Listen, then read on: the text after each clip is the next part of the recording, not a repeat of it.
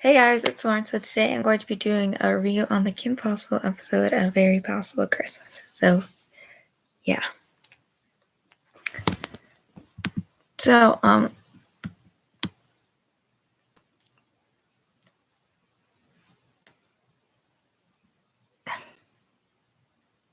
this is an episode from season 2. So I'm going to read that whole storyline and the plot summary. Ron, Rufus, Dragon, Chico, and the Possible family, including the Anna Possibles, spend Christmas in the Arctic. Another Christmas at the Possible family house full of means it's an incredibly elaborate one. Even Nana Possible is involved. Despite the fact he's Jewish, Ron also enjoys celebrating Christmas with the Possible family. And also enjoys the Christmas specialistic tasks of Snow and Hank. This year, the Christmas special is cancelled and replaced with a winter extreme sports special called Extreme Xmas. Ron is devastated by this. That's until Kim cheers him up by giving him an early Hanukkah present. During Kim's Christmas caroling, Wade beeps in to check on her, then finds that Chico stole a sophisticated battery for Draken, so he can take over the world with a rocket called Jack Force 1. Draken doesn't realize that Chico is doing her own vacation plan, thereby leaving Draken to take over the world on his own, seeking to give Kim a better gift than some Bueno Nacho coupons. Ron decides to let her spend Christmas with the family and tries to stop Draken by himself. Managing to get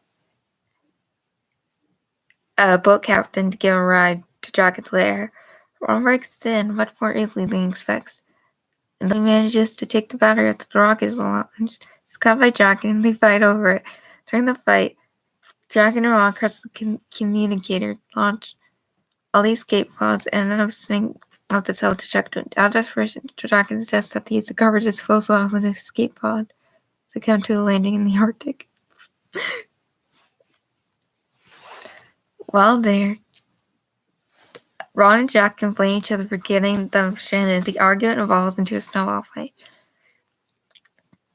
Draken almost throws his cell phone at him until Ron recommends using it to call for help. However, since he's a villain, rather than calling the authorities, Draken calls Chico instead.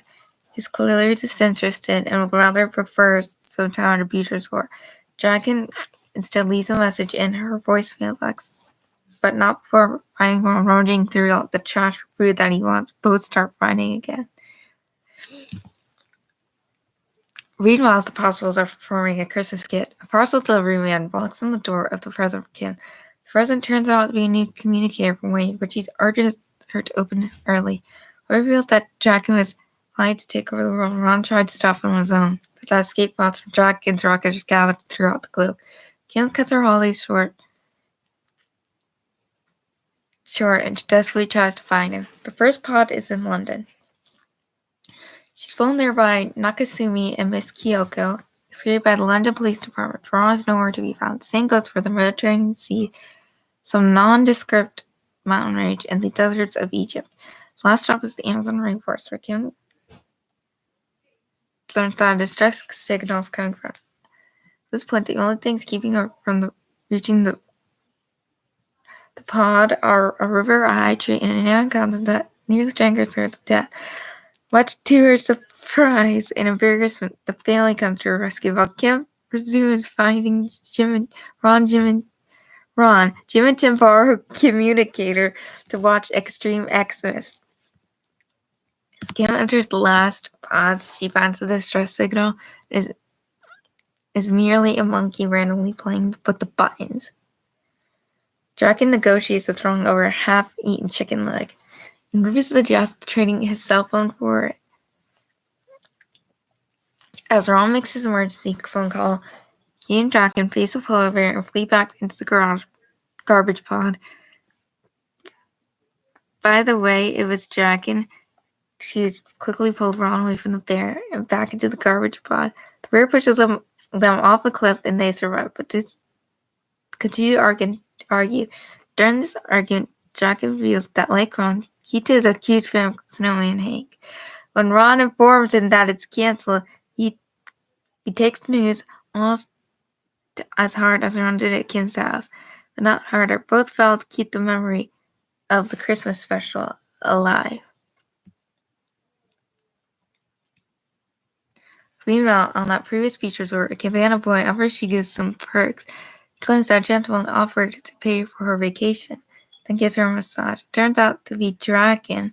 Check the voicemail message Dragon left earlier, then heads north. Shiga barges into a live broadcast of Extreme Xmas, steals a snowboard from an extreme sports athlete directly in front of the host, and starts pursuing Dragon.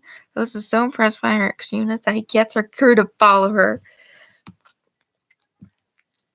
Just as Kim has given up all hope of finding Ron, Jim and Tim aboard her that she goes on Extreme Xmas, tracking down Dr. Dragon at the North Pole. The Possibles take off again, this time for the frozen north to find Ron before Chico does.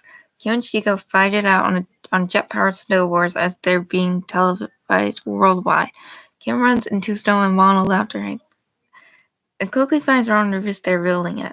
Chico and Kim continue to fight each other, and Extreme Xmas host tries to exploit their battle for entertainment purposes. But Dragon breaks up the fight and invites them over for Christmas dinner, where Kim kisses Ron on the cheek under a substitute for mistletoe. None of the Possibles nor Chico know what to make of the situation, but they all go along with it anyway. However, Dragon cheerfully vows to end the truce after the new year and open a pack of freak on all of you. But for the time being, here's a village like saying thanks to the Six Tax, the Snowman Hank, in celebration of the holidays. The end. So, thank you guys so much for watching. Please click like and subscribe in the comments. Let me know what video you want me to make next. Bye!